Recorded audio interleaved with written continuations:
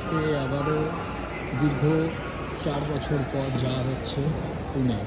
আর সেই পুনে যাওয়ার আগে কলকাতা ইন্টারন্যাশনাল এয়ারপোর্টে কাটানো কিছুটা মুহূর্ত তোমাদের সকলের সামনে তুলে ধরলাম।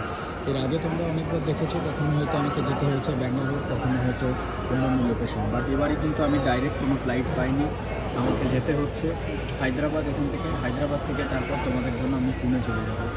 তো কলকাতার নেতাজি সুভাষ ইন্টারন্যাশনাল এয়ারপোর্টে ওয়েটিং এরিয়াতে যখন আমি ওয়েট করছিলাম, তারই মধ্যে তোমাদের জন্য এই ভিডিওগ্রাফিটা তুলে ধরলাম। দেখতে পাচ্ছ এটা হচ্ছে যে ওয়েটিং এরিয়া। আর এখান থেকে যখন সাইডের দিকে বের হয়ে যাবে, তখন ফ্লাইটের টাইম না হওয়া পর্যন্ত আমি দেখো এখন আমার যে ফ্লাইট আছে সেটা কিন্তু আমার যে বোর্ডিং পাস সেটা আমাকে গেট নাম্বার 20-তে যেতে হবে।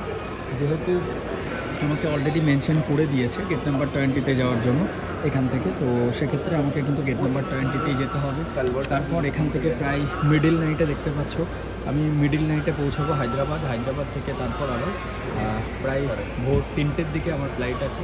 সেক্ষেত্রে তখন আমাকে এখান থেকে হায়দ্রাবাদ কমপ্লিট করার পর হায়দ্রাবাদ থেকে পুনে, আর পুনেতে পৌঁছাবার পর কোন কোন কোম্পানিতে যাচ্ছি, কোথায় যাচ্ছি, সেই সব কিছু তোমাদের কাছে তুলে ধরবো।